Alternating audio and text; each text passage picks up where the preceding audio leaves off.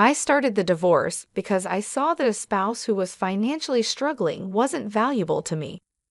My world was turned upside down when, on a business trip, my husband suddenly told me he wanted a divorce and that he was already married to his lover. To make things worse, he accused me of marrying him just for his money and demanded that I give up any rights to our property. Facing my indifferent husband, who had always looked down on me since we got married, led to his complete downfall. My name is Lisa. I'm 40 years old. I was raised by a single mother after my father died when I was in kindergarten. Despite the financial hardships, we found happiness as a family of 3.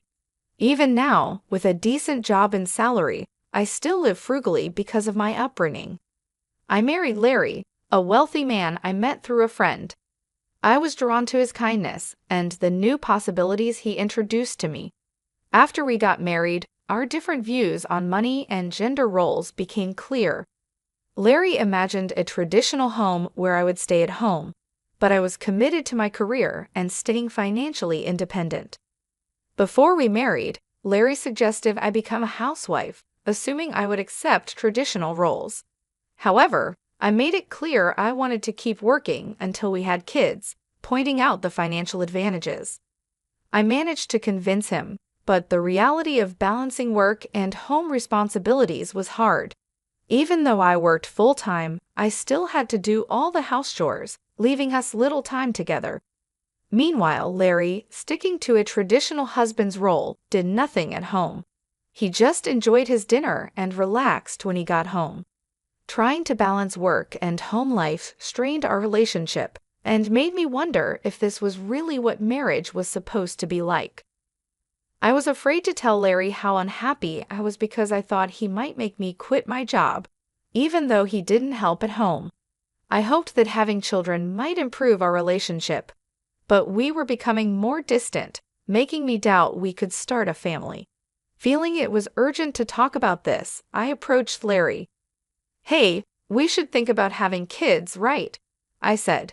"Kids? You're pretty energetic for someone tired from work and chores," he replied. "It's not about that. I want to have children. We haven't been married long, but I'm already over 32. Women can only have children for a certain time, and it's getting harder for me to conceive as I get older. It's almost too late. But we don't need kids. If we have one, you'll expect me to help, right? You know I'm busy with work and won't help with raising children. Isn't it strange to say you won't help with child rearing even before they're born? I plan to raise them alone, but shouldn't you at least want to help? It's your child too. Child rearing is your job. I'm working to support the family, so I definitely won't help with the kids. You'll just complain that I don't help, making me the bad guy. You must have been taught to be poor and have lots of kids since you were born. We're not poor. We don't need kids. End of discussion.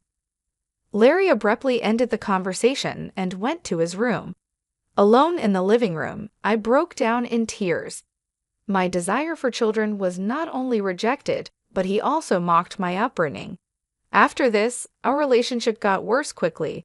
We barely talked, and the hope of having children faded as I continued to balance work and home duties.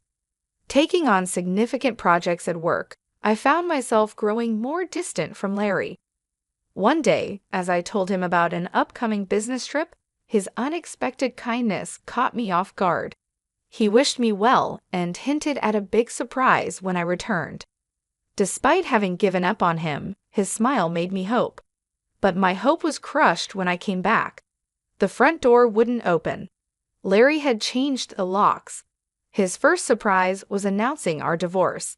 He claimed to have faked my signature and filed the papers with a friend as a witness. Inside, he handed me a document to sign, giving up my rights to any property division and protesting the false accusations. I insisted that we both give up our rights to any property, and I wanted this to be a public agreement. Larry stubbornly argued and revised the document on his computer, leading to a tense argument as I left the house. He kept mocking me for being poor and even thought about throwing out my things. A few days later, Larry called me in a panic. What did you do? He asked. I haven't done anything. Why are you panicking? I have many questions. First, I was told to leave the apartment.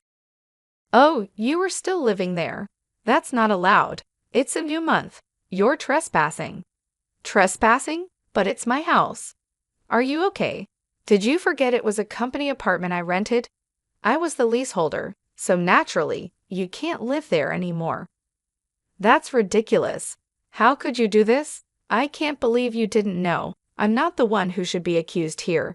Didn't I tell you that you can't just change the locks of a rental apartment? It's my house. I can change the locks if I want. Didn't you listen? It was my lease. And even if you were the leaseholder, the owner is the apartment manager. You can't change the locks without telling them. Is that so? Also, I ended the lease while you changed the locks. I was allowed to live there until this month. I was planning to return, but now you've unlawfully altered someone else's property, which could be criminal damage. Wait, why did you end it so early? Criminal damage? Is that why the police are at the front door now? I'm too scared to open it. Don't worry, it's probably not for trespassing or criminal damage. It's better to talk to them. Why do I know about the police? Because I reported you for filing the divorce papers yourself. It looks like you've committed crimes like forgery and fraudulent use of a document. Divorce papers can be filed by one person, but only with mutual agreement and personal signatures. Since you forged my signature and the witness, it's clearly a crime. Larry seemed unaware of his guilt. So the divorce papers you submitted are invalid, and your marriage with Laura can't happen either. How do you know about Laura? Did you think I knew nothing? I hired a private detective agency to investigate your affair with Laura. It was a busy time at work, and coordinating with the agency was tough. Plus, you even held a grand wedding ceremony. While I was supposedly on a business trip, I actually took time off work to do some research and prepare documents because I knew about Larry bringing Laura home. It would have been impossible to gather this evidence while working. After I told Larry everything, he was speechless and seemed quite upset, even over the phone. Then he pleaded with me, "Please don't tell Laura I'm divorced." Why would I? There's no such fact to tell. Really, thank you. Are you misunderstanding something? When did you become divorced? That fake divorce paper is invalid, remember? So legally, you're still my husband, not divorced. What? So since you cheated while still legally my husband, Laura needs to pay compensation. I sent the demand for compensation to her house yesterday by express delivery. She didn't know you were married, right? Then I can't withdraw the claim at this point. I knew Laura believed Larry was single, but I deliberately sent the compensation demand. Laura hasn't contacted me yet, so maybe she hasn't received the letter. It should arrive soon. Should you be on the phone with me when you also have to deal with the police? You're busy. I'll ignore the police. I won't be arrested. I'm going to Laura's house now to get the letter back before she or her family can accept it. He then hung up and probably went straight to Laura's house to wait for the postman at the front door. I knew it would be futile because the letter was sent as registered mail to Laura only. Even if he waited for the postman, he couldn't receive it. A few hours later, a disheartened Larry called me. According to him, there was an incident when the postman arrived. Finally, I'll take that envelope. Who are you? You don't live here, right? I'm practically a resident here since I'm married. I have the right to receive the mail. I see, but I can't give you this envelope. It's registered mail for Laura only. What? Give it to me? Absolutely not. If you're so eager, ask Laura for permission. What's going on here? Oh, Larry, what's all this noise? Laura, this is registered mail for you. This man insisted on taking it. Sorry for the disturbance. What's this? A demand for compensation? Larry, you were married? What's going on here? Sorry, it's just, she's an ex-wife from a long time ago. I was embarrassed to say I'm divorced. I'm sorry for keeping it a secret, but isn't it strange? We haven't been dating long, and suddenly there's a demand for compensation. If you were divorced before we started dating, there shouldn't be any problem, right? Well, my ex-wife is crazy. Maybe she's demanding compensation out of spite because I got married. That was the excuse he gave, but his lie was soon exposed. The envelope included a letter I wrote along with my contact information, so Laura called me directly. During that call, I told her about the affair, the invalid divorce, and that they had a wedding ceremony while he was still married to me. Although they had a wedding ceremony, they hadn't submitted the marriage registration yet. Larry wanted to submit it on April Fool's Day, so it was still pending. He probably delayed submitting the marriage registration because he was unsure whether the divorce was finalized. After being exposed, Larry left Laura's house and shamelessly contacted me again. I still had something to tell him, so we agreed to meet at a nearby cafe. As soon as I arrived, Larry said, "Lisa, please withdraw the compensation claim. Let's pretend we've been separated for a long time and officially divorced now. I can apologize to Laura for being secretly divorced and maybe cover it up. Do you think I'm desperate to stay married to you? I was going to file for divorce anyway, but since you cheated, you'll pay compensation." Just trying to extort money from me, huh? Typical of the poor. You have such a poor heart, he said. You're talking nonsense. Depending on my answer, everything can change. There's still an option where we don't divorce if I say no. You can't reject it, meaning you can't marry Laura and your marital status will be exposed. Fine, I'll pay the compensation. Just divorce me now. Sign here. Then, about property division. Property division? How much more do you want to take from me? Compensation should be enough. Remember we agreed to waive property division, right?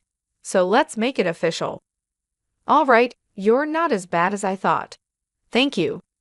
We then went to a public notary, made a public document for compensation and property division, and then to the city hall to submit the divorce papers, finalizing our divorce.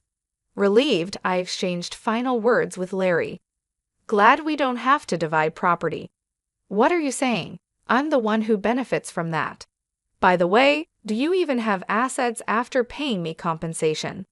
Laura will also claim damages. She mentioned charging you for the wedding expenses. That's impossible. I'm marrying Laura. She can't claim that we're divorced now, so there should be no problem. Still living in a fantasy, huh? You committed marriage fraud. You had a wedding while still married. Do you think Laura still believes you? Marriage fraud. That's ridiculous. Laura will believe me. Believe that if you want. I heard from Laura directly. Also, weren't the guests at your wedding paid actors? You still owe them, you know. You know about that? I haven't paid them yet.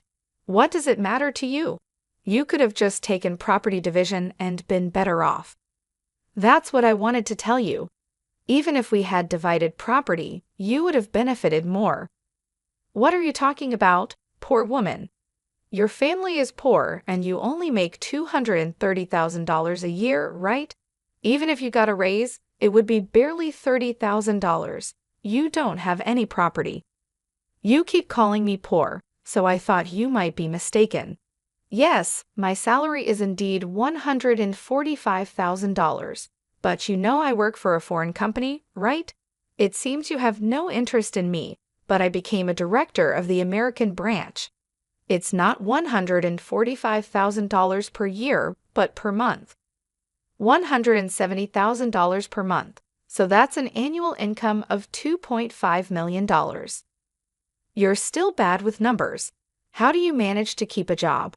It's $2.5 million a year. $2.5 million? That can't be true. Of course, I haven't had the chance to spend such an amount, so I've been saving it for the future. The savings from before our marriage aren't part of the property division, but there's still a considerable amount since our marriage. So I could have received half of that in the property division. You were my wife after all. I'll get the divorce papers corrected. Are you okay? After all the contempt, you think I'd gladly undo the divorce if you have that much money? You don't need to claim compensation, right? It's just a small amount for you. He who laughs at 1 cent will weep for 1 cent. This compensation is for the mental anguish you caused me. I'd like to claim more, honestly. And since we've made it official, make sure to pay it, even in installments. I'll be penniless. Also, don't go back to that apartment. Your belongings should have been moved to your parents' house by now. You thought I had few belongings, but that was because I had already moved most of them. Were you that indifferent to me? I can have so little, so I have to go back to my parents' house. They don't know anything yet, do they?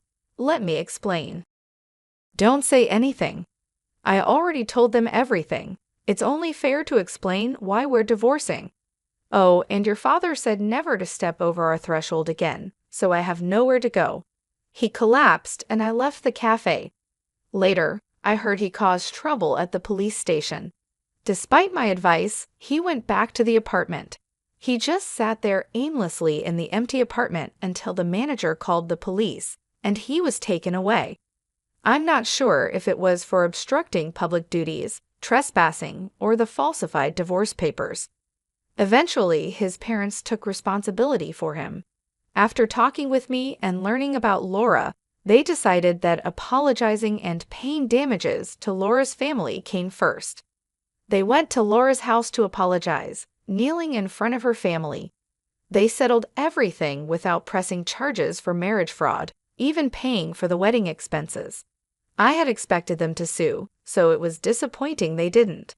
I decided to pursue legal action against him for forging the divorce papers. Larry offered a settlement, but I didn't withdraw the lawsuit. I didn't want him to think everything could be solved with money. I wanted him to be convicted and understand the gravity of his actions, even if it cost time and money. I left everything to my lawyer, so it wasn't too burdensome for me. Even though it took time, Larry, exposed for his actions and the marriage fraud, couldn't stay at his company anymore. After being detained by the police and subsequently absent without leave, he was eventually fired. He ended up living at his parents' home, working all day at a relative's construction company. His father took all his earnings, leaving him with no income. I thought his parents wouldn't abandon him, but they were stricter than I expected. They paid my compensation and Laura's compensation, planning to make him work hard until he repaid everything. He lived in a shed-like place with no electricity, receiving only $10 per day for food, deducted from his salary. They planned to kick him out once he'd repaid everything, a harsh fate. After years of hard work, I was offered a position at the head office abroad, so I moved overseas after the divorce was finalized. I worried that Larry might come to me for help or harbor resentment, but moving abroad alleviated those concerns. Initially, I thought work would be my sole companion for a while, but life took an unexpected turn. I soon found myself in a new relationship. I am now dating a foreign executive at our head office. Things have progressed quickly and I'm pregnant with plans to marry soon.